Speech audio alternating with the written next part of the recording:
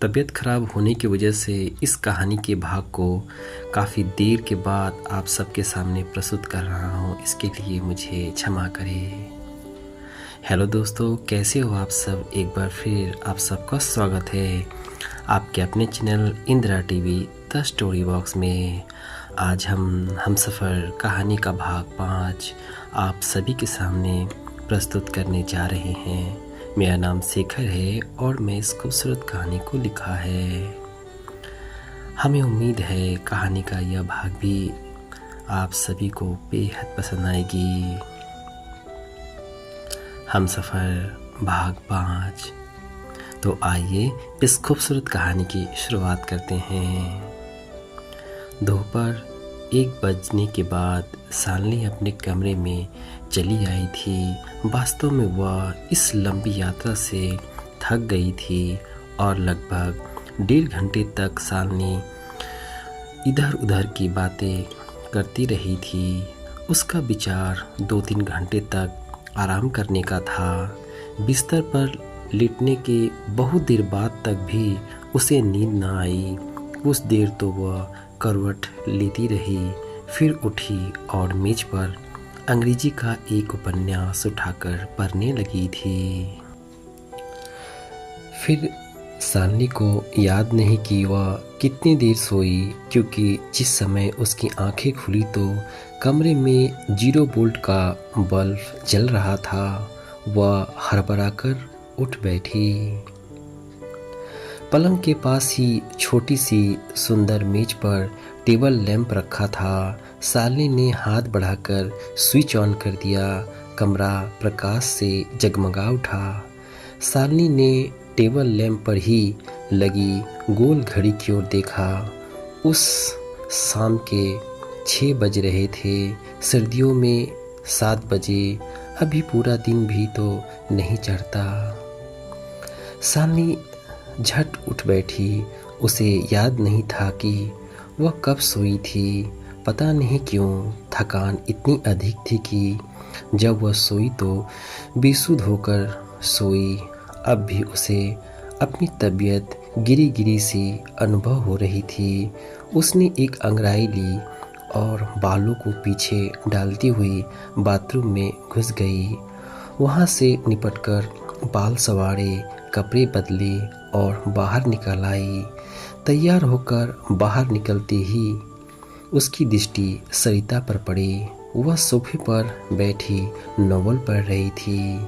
शालिनी को देखकर वह मुस्कुराई और बोली, बहुत देर तक सोई। मैं इस बीच तुम्हें कई बार देख गई थी। सतीश साहब आ गए। शब्द शालिनी के थे। उन्हें आए तो काफ़ी समय हो चुका है। वह तो बहुत देर से तैयार बैठे हैं। स्वर सरिता के थे। मुझे खेद है कि तुम लोगों को मेरे कारण बहुत प्रतीक्षा करनी पड़ी, शालिनी मुस्कुराकर कहा। सरिता एकटक उसे देखे जा रही थी। कुछ क्षण रुककर शालिनी ने पूछा, क्या देख रही हो? क्या देख रही हो? सरिता ने एक लंबी सांस लेकर कहा, भगवान की कुदरत देख रही हूँ। आप देख रहे हैं Indira TV the story box. अच्छा, शालिनी ने कृत्रिम आश्चर्य सा प्रकट करते हुए कहा, भगवान की कुदरत दिखाई भी देती है, कहीं कहीं दिखाई दी जाती है। शब्द सरिता के थे। हमें भी दिखाना, शालिनी ने उत्साह से पूछा। आओ, सरिता ने शालिनी का हाथ पकड़ते हुए कहा और उसे आईना के सामने ले जाकर बोली, लो देखो भगवान की कुदरत। शालिनी आईने की ओर देखकर अन्यासा हंस पड़ी। सचमुच वह बहुत सुंदर लग रही थी। सादगी के सौंदर्य का अपना ही निखार होता है। बिना किसी मेकअप के चेहरा सीधा मांग के साथ, सीधे साधे से बाल, शरीर पर हल्के रंग की लाइलॉन की साड़ी और सफ़ेद पूरी आस्तीन का आगे से खुला हुआ स्वेटर। शालिनी की तुलना में सरिता का लिबास और मेकअप काफ़ी भड़कदार था। फोटो पर गहरी लाली, चेहरे पर क्रीम और पाउडर की मोटी तह, आँखों में काजल की गहरी रेखाएं थी। भौं विशेष ढंग से बनाई गई थी। उसने एक भड़कीली फूलों वाली साड़ी और उस पर गहरे लाल रंग का कोट पहन रखा था। शालिनी ने हंसकर सरिता को आईने के सामने कर लिया और बोली, लो अब जरा अपना सौंदर्य भी निखार लो, प्रलय बनी हुई हो। चलो भी। सरिता शर्माते हुए आईने के सामने से हट गई। शालिनी को अन्यासा हंसी आ गई। फिर वह सरिता से बोली, अच्छा चलो, सतीश बाबू प्रतीक्षा कर रहे होंगे। चलो शब्द सरिता के थे। आप देख रहे हैं Indira TV the story box. वह लोग दरवाजे की ओर बढ़ी, किंतु दरवाजे के पास पहुंचते ही सरिता रुक गई और बोली, सुनो। शब्द सरिता के थे। क्या बात है? शालिनी ने पूछा। हम लोग क्लब चलेंगे। यहाँ का सबसे शानदार क्लब है अलेक्जेंडर क्लब। बहुत अच्छा शब्द शालिनी के थे। अभी वह बातें कर ही रही थी कि सतीश वहाँ आ गया। इस समय वह गहरे नीले कोट में था। उसी रंग की नेकटाई थी। हाथ के ऊपर ओवरकोट पड़ा हुआ था। आते ही वह मुस्कुराकर बोला, अरे भाई चलो, तुम लोगों ने तो बहुत देर कर दी। ओह सतीश भैया, सरिता ने कहा, यह देखिए शालिनी से मैंने कहा था कि थोड़ा सा मेकअप कर ले तो अच्छा रहे। अरे सतीश चौंक कर बोला, क्या मिस शालिनी मेकअप नहीं करती? नहीं, इन्हें बनावटी बनाव श्रृंगार से घृणा है। सरिता मुस्कुराकर बोली, खूब, यह तो बहुत बड़े शहर में इतनी ऊंची सोसाइटी में रहती है। सतीश के स्वर में व्यंग था।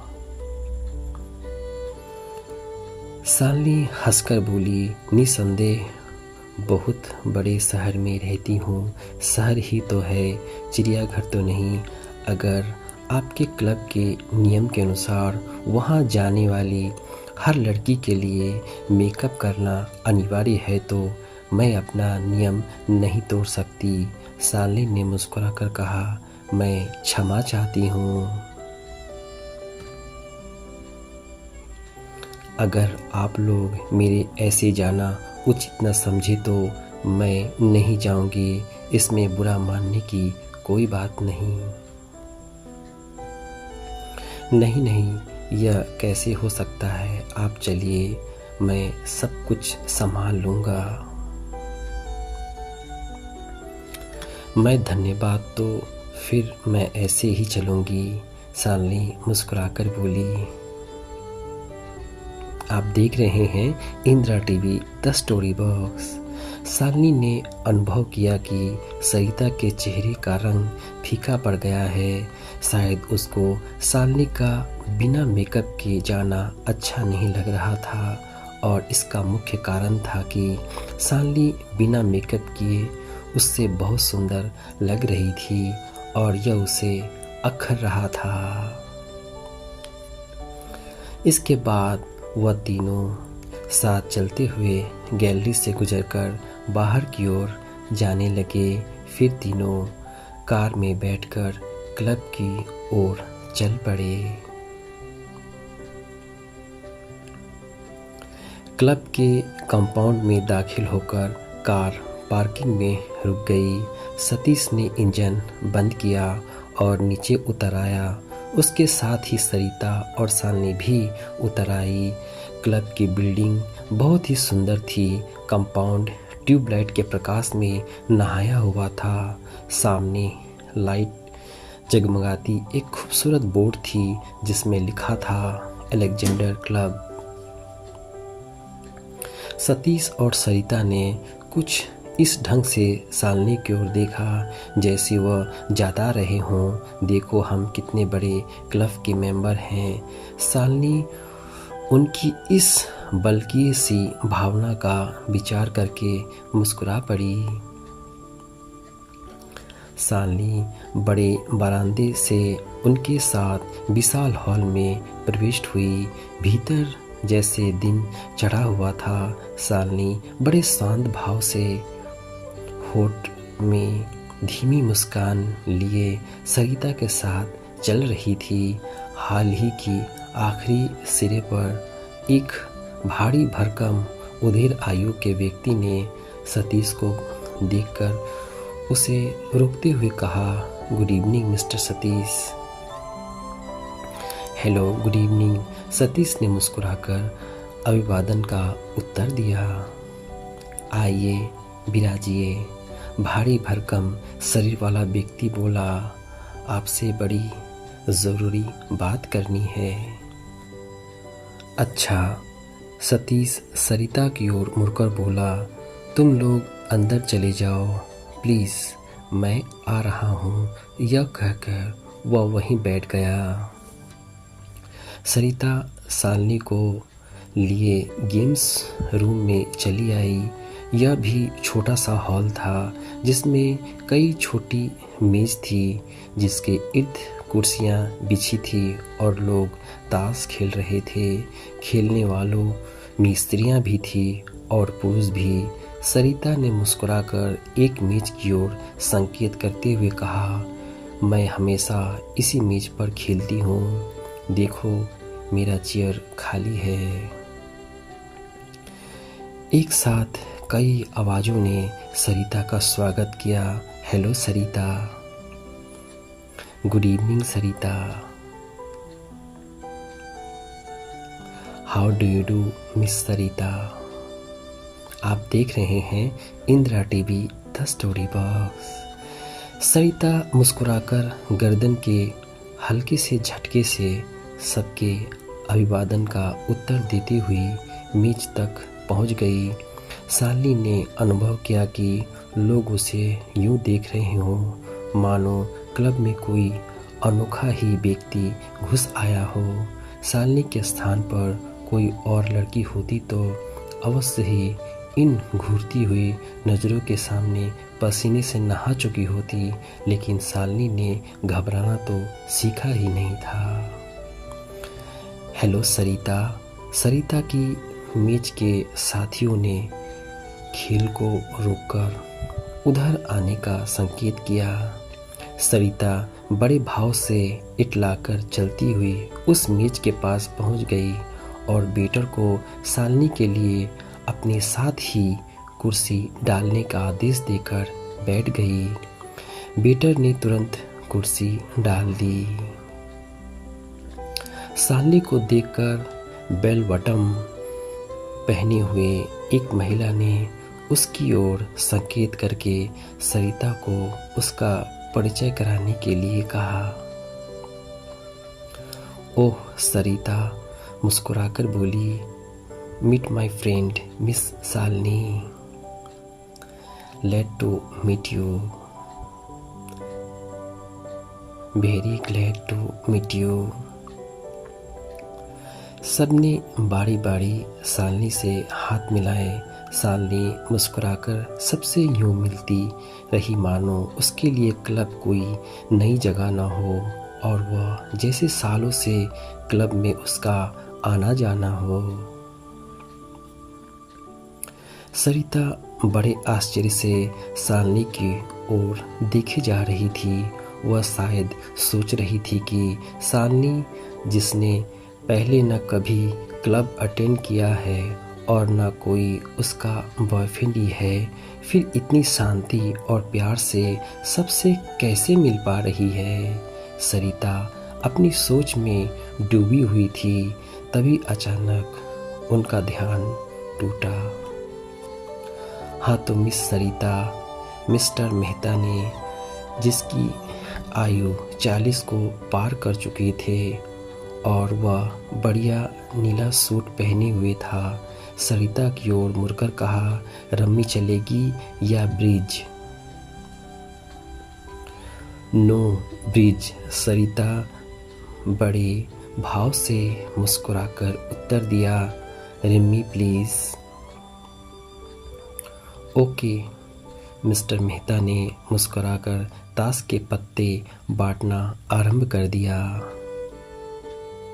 सरिता ने अपना वैनिटी बैग खोलकर 100 के नोट की 2 गड्डियाँ सामने रख ली और ताश के पत्ते उठाकर देखने लगी। शालिनी चुपचाप बैठी खेल देखती रही। लगभग आधे घंटे में सरिता ने 500 रुपये जीत लिए। शालिनी को आश्चर्य लगा, यह लड़की किस शान से जुआ खेल रही है, लेकिन वह कुछ बोली नहीं। धीरे धीरे सरिता खेल में इतना डूब गई कि उसे वहाँ शालिनी की उपस्थिति याद नहीं रही थी।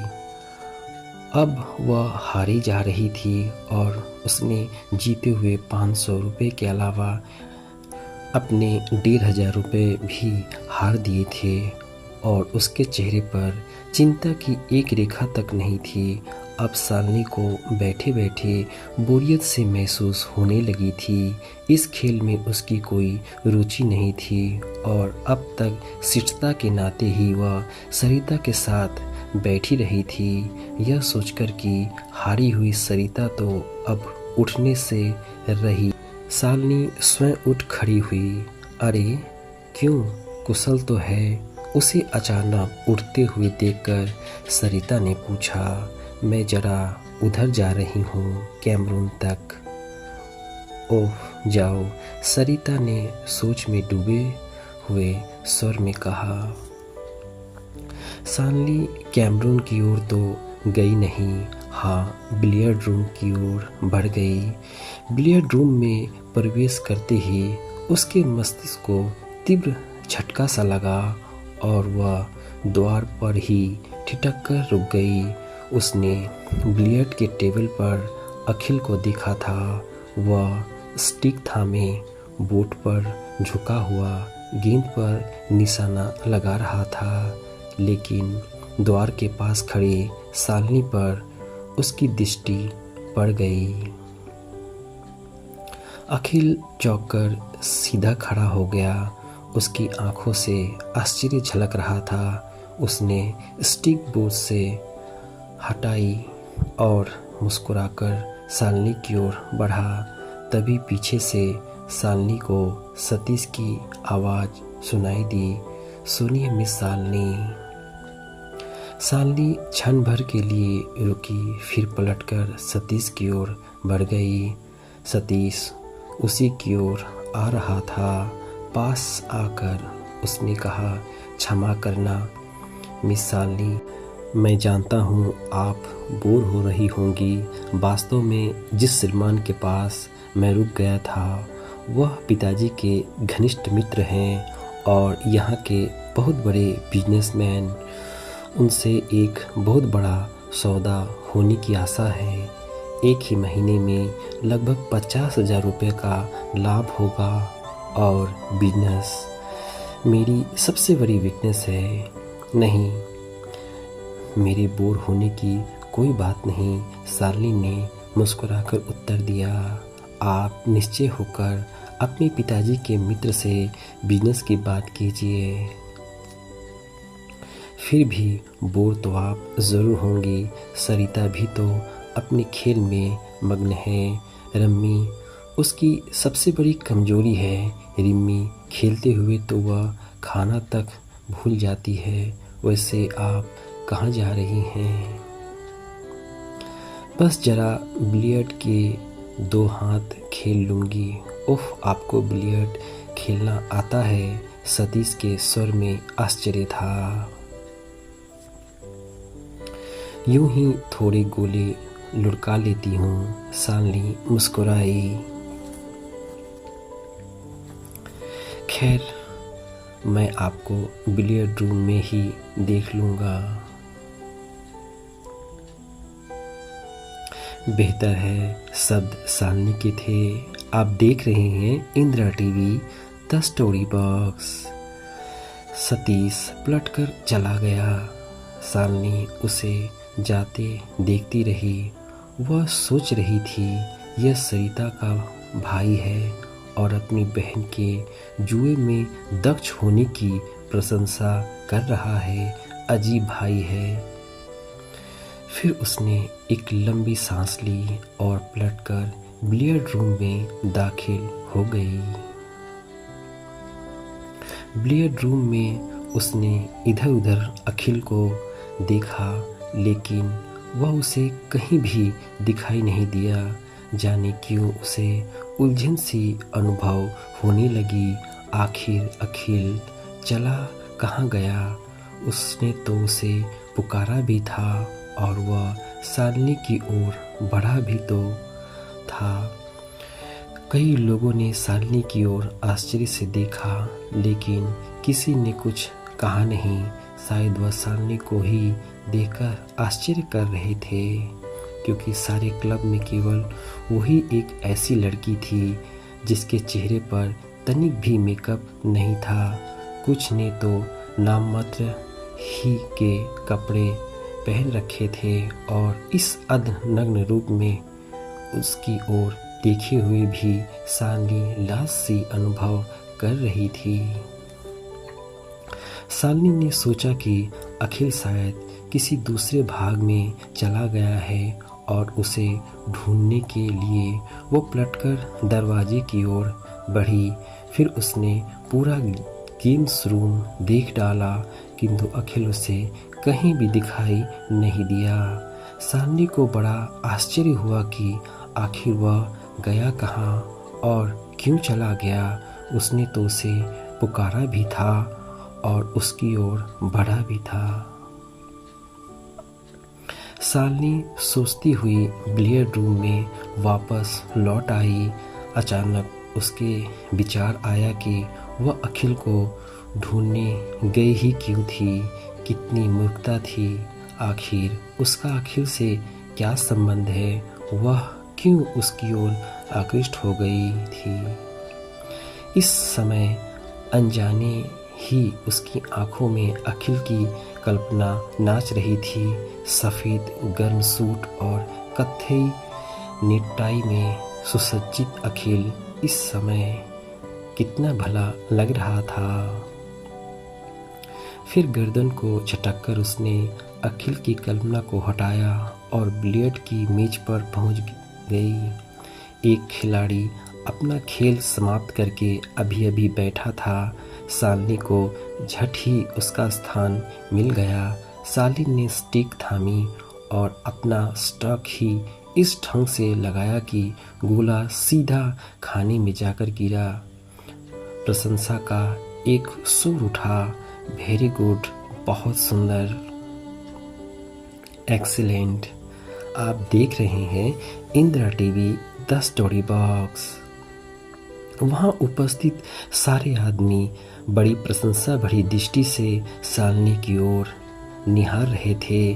शालिनी ने मुस्कुराकर सबकी ओर देखा और धीरे से बोली, थैंक्स। यह कहकर वह दूसरा निशाना लेने लगी।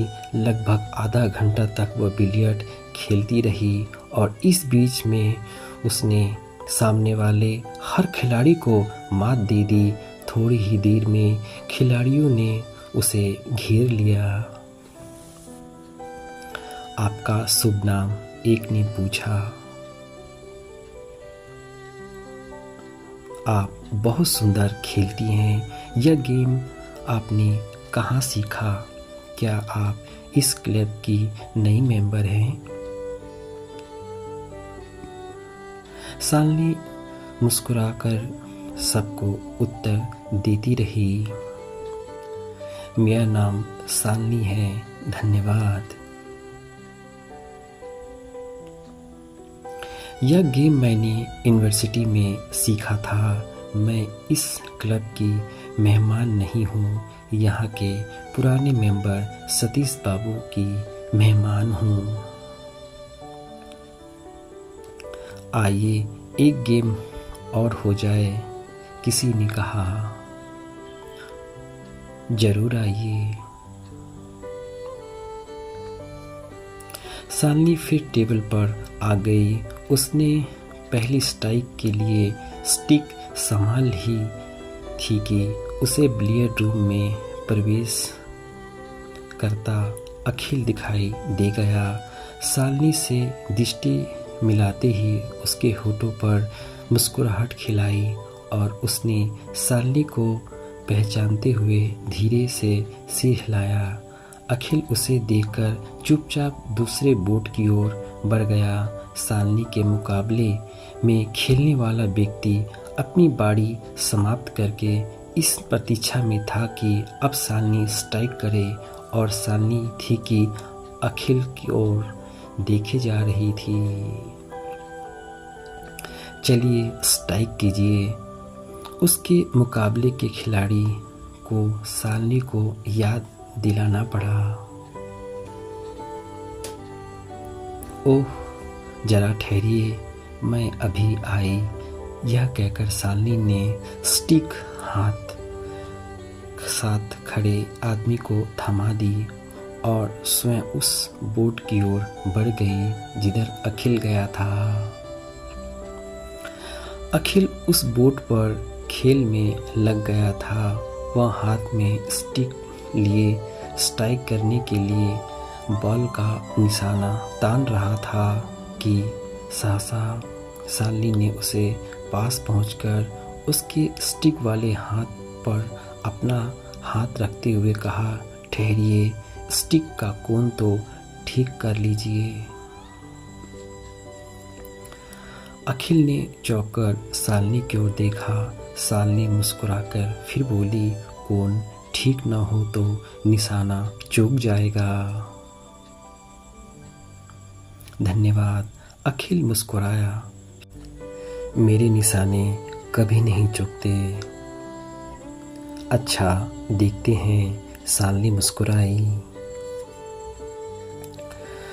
अखिल ने स्ट्राइक किया और सचमुच उसका निशाना चूक गया था। अखिल ने स्ट्यू रख दी। उसके साथ ही मुस्कुराने लगे थे। सालनी भी मुस्कुराई। अखिल चंद क्षण गंभीर रहा, फिर धीरे से मुस्कुराकर बोला, जाने क्यों आपके बारे में मेरी हर कोण गलत सिद्ध हुआ। जी, सालनी ने आश्चर्यचकित उसकी ओर देखा। आप सतीश बाबू की रिश्तेदार हैं। अखिल बोट के पास से हट गया। जी नहीं। सालनी भी चलती हुई उसके साथ आ गई। मेरे पिता उनके पिताजी के दोस्त हैं। मैं यहाँ उनकी मेहमान हूँ। ओह, अखिल ने पैकेट निकालकर सिगरेट सुलगाते हुए लंबी सांस ली। अरे हाँ, यह आप मुझे पुकारते ही कहाँ चले गए थे? सालनी ने पूछा। जरा क्लॉक रूम में चला गया था। अखिल मुस्कुराया। मैंने आपको सारे क्लब में ढूंढ डाला था, शब्द सालनी के थे। आप कहीं नहीं मिले, सालनी ने कहा। ओह, अखिल की मुस्कुराहट गहरी हो गई। आप देख रहे हैं Indira TV the story box. भला क्यों? शब्द अखिल के थे। बस यूं ही उलझन सी हो गई थी कि आपने मुझे पुकारा भी और गायब भी हो गए। बिल्कुल इस प्रकार अखिल गंभीरता से बोला जैसे प्रेमी युगल मेले में तो एक साथ जाते हैं लेकिन मेले की भीड़ में कहीं खो जाते हैं। जी बस इतना ही बोल पाई और साली मुस्कुराकर ही रह गई। साली ध्यानपूर्वक अखिल की ओर देखती रह गई। अखिल ने मुस्कुराकर कहा, आप कॉफ़ी पिएंगी? चलिए, साली मुस्कुराई। दोनों बिलियर्ड रूम से निकलकर हॉल में आ गए और एक टेबल पर बैठ गए। अखिल ने एक वेटर को रोककर कॉफ़ी का ऑर्डर दिया और सालनी की ओर बढ़कर बोला। अखिल ने खामोशी से कहा, एक बात बताएंगे? पूछिए, सालनी ने कहा। आपके भीतर यह दोहरा सा व्यक्तित्व किस लिए? मैं समझी नहीं। शब्द सालनी के थे। देखिए, आप स्टेशन पर मुझे मिली। आपने बहुत जल्दी मुझ पर विश्वास कर लिया, मगर अपने फ्रेंड से मिलते ही मुझसे एकाएक ऐसे आंखें चुरा ली जैसे मुझसे मिली ही नहीं थी। फिर आज ही जब मैं आपकी ओर बढ़ा तो आप सतीश की ओर चली गई और बाद में मुझे ढूंढती फिरी।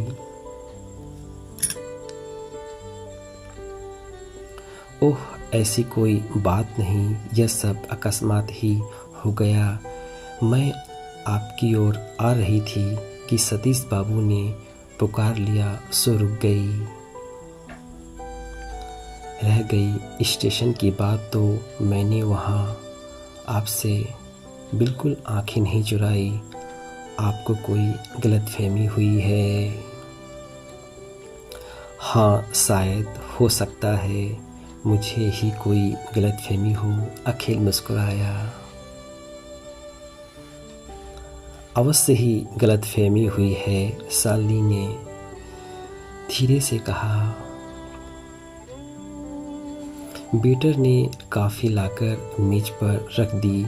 दोनों ने कॉफ़ी के घूंट भरे और एक दूसरे की ओर देखा और फिर बिना कुछ कहे दोनों ही की आंखें झुक गई। शायद वह लोग अपने अपने स्थान पर बात आगे बढ़ाने के बारे में सोच रहे थे।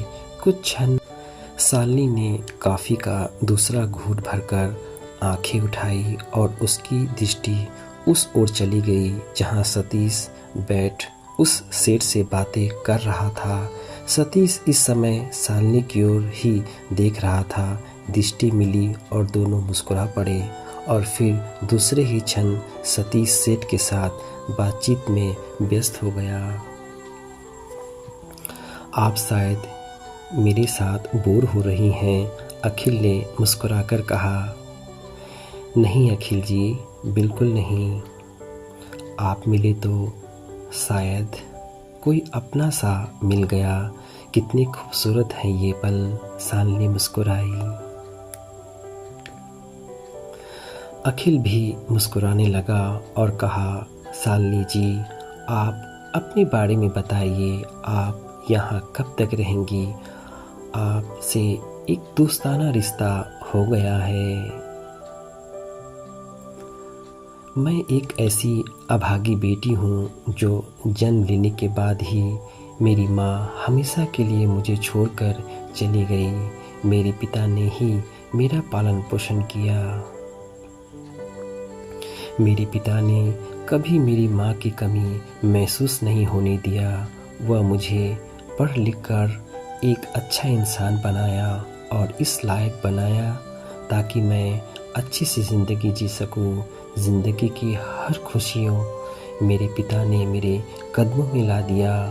मेरे पिता न होते तो सालनी आगे ना बोल सकी। उसकी आंखें नम हो गई। सालनी की बात सुनकर अखिल भी उदास हो गया। फिर अखिल सालनी को दिलासा देते हुए अपना हाथ उसके हाथ पर रखते हुए कहा, चिंता मत कीजिए, सब ठीक हो जाएगा। आप रोते हुए बिल्कुल अच्छी नहीं लगती। माफ़ कीजिएगा सालनी जी, आपको रुलाया, अखिल ने गंभीरता से कहा। नहीं बाबा, ऐसी कोई बात नहीं, आपको अपना समझकर आज तो दिल खोल दी। सालनी की बातों में दर्द था। फिर आप मुस्कुराइए। अखिल सालनी को हंसाने की कोशिश करने लगा। रुलाया भी तो उसी ने था ना। अरे अभी अभी कुछ खो गया, देखो तो टेबल के नीचे तो नहीं गिरा, आपके चेयर के पीछे? नहीं नहीं, अरे अरे मेरी मुट्ठी में है। सालनी भी आश्चर्य से अखिल की ओर देखी जा रही थी और बोली, आपका क्या खो गया है, बोलिए भी। अखिल अपनी बंद मुट्ठी शांत के सामान खोलते हुए कहा, या पकड़िए पकड़िए, ये उड़ रही है। सालनी फिर आश्चर्य से अखिल से कहती है, क्या पकड़ना है? अखिल मुस्कुराते हुए कहता है, आपकी हंसी। फिर सालनी के चेहरे पर मुस्कान आ जाती है। सालनी अखिल से कहती है, आप बातें बनाना बहुत अच्छे से जानते हैं। और यह बात सुनकर अखिल भी हंसने लगता है। दोनों हंसने लगते हैं। अखिल हंसी का ढंग इतना मनमोहक था कि सालनी मुग्ध हो गई। उसका दिल धड़क उठा।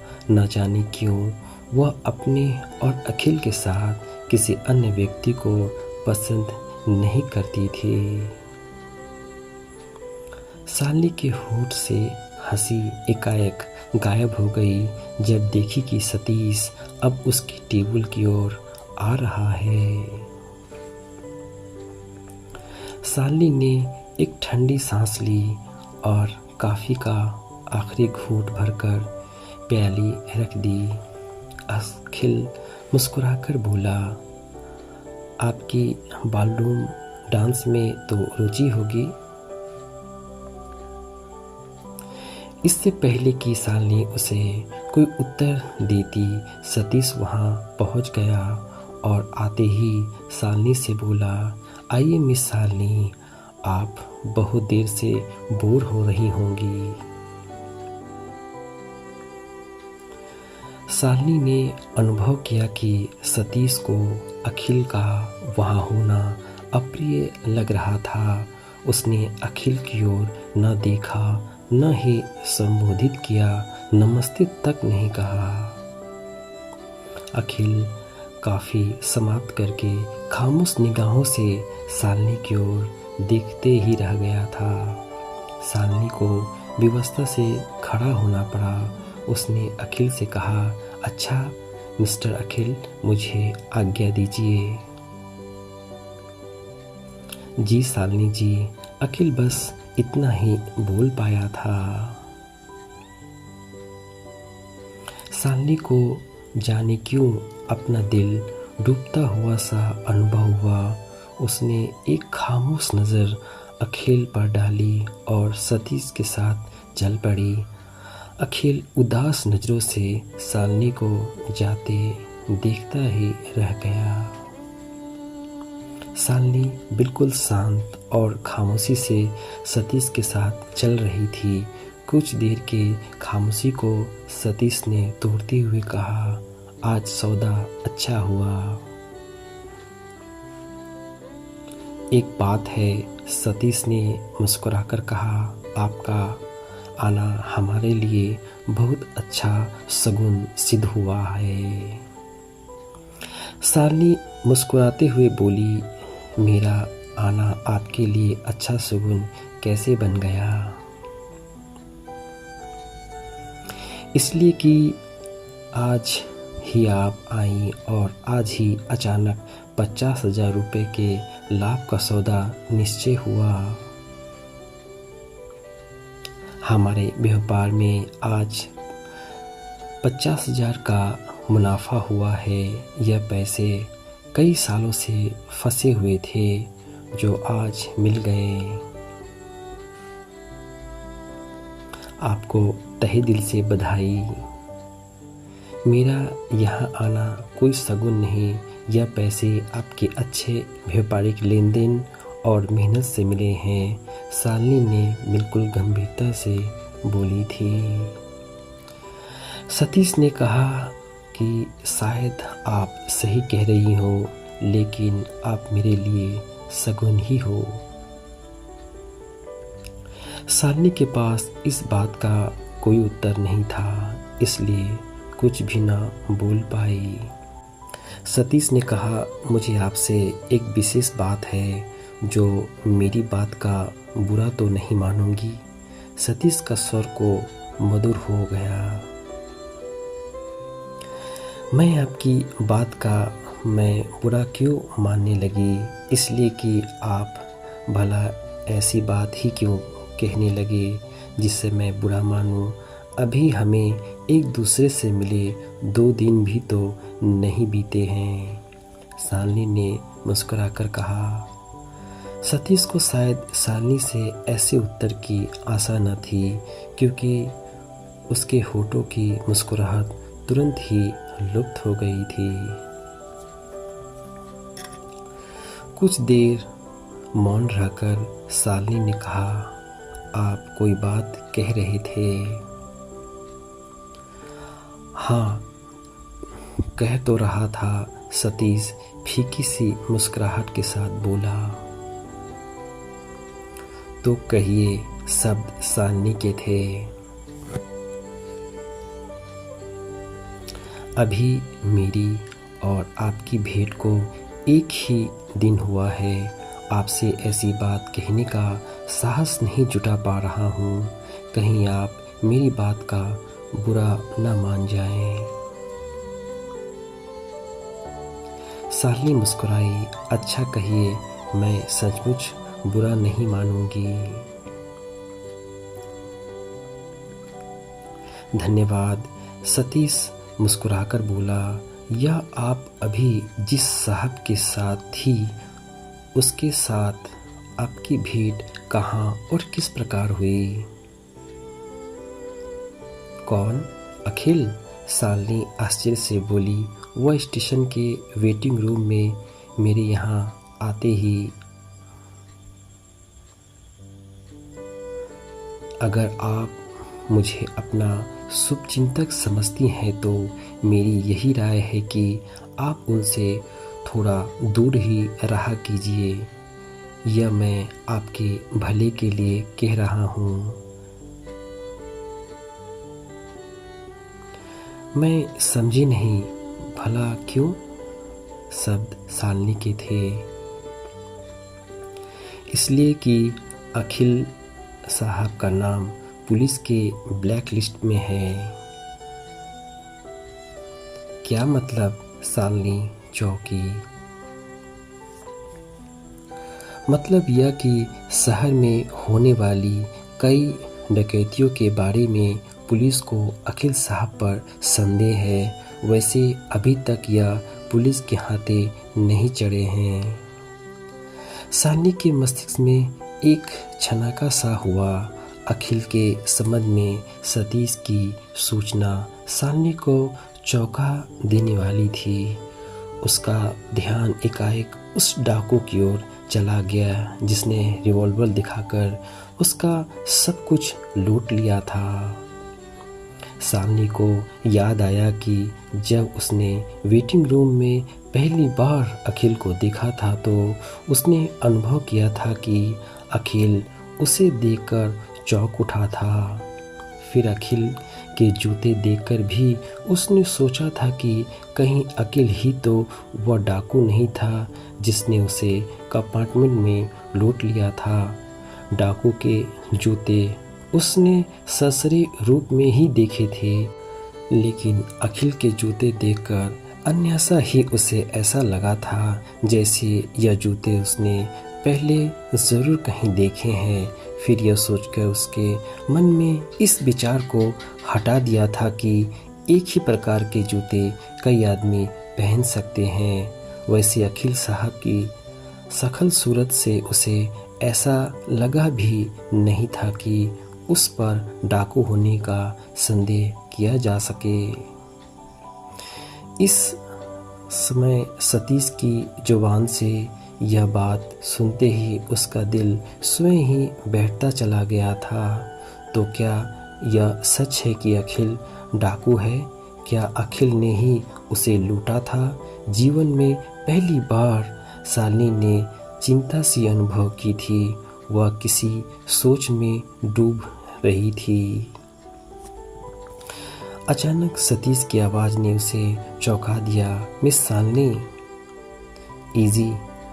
शालिनी चौंक कर मुस्कुराने का प्रयत्न करती हुई बोली, आप किस सोच में डूब गईं? यहाँ सीढ़ी है, आप ध्यान से चलिए। शब्द सतीश के थे। ओह! शालिनी ने संभलने का प्रयत्न किया, किंतु दूसरे ही क्षण वो लड़खड़ा कर रह गई। शालिनी को विश्वास नहीं हो पा रहा था कि अखिल एक खतरनाक डाकू भी हो सकता है। शालिनी कुछ नहीं बोली। उसके मस्तिष्क पर यह दूसरा प्रहार था। जाने क्यों अखिल के बारे में ऐसी बातें सुनकर उसका दिल डूबा सा जाता था। अपनी इस दशा पर उसे स्वयं भी आश्चर्य था। ऐसी मनोदशा का इतना बड़ा कारण क्या था? इस परिवर्तन के पीछे कौन सा रहस्य छुपा हुआ है, वह खुद भी नहीं जानती थी। खैर, उस दिन वह लोग लगभग रात के 3 बजे क्लब से घर लौटे। सरिता ने बताया था कि वह उस दिन 1000 रुपये हार गई थी, लेकिन यह बात उसने ऐसे ढंग से कही थी जैसे उसने किसी अनाथालय को चंदा दिया हो। कहानी का भाग 6 बहुत जल्द लेकर आप सबके सामने प्रस्तुत होंगे। तब तक अपने दोस्त शेखर को इजाज़त दीजिए। अपना ख्याल रखिए। धन्यवाद दोस्तों। फिर मिलते हैं इसी कहानी के अगली कड़ी में।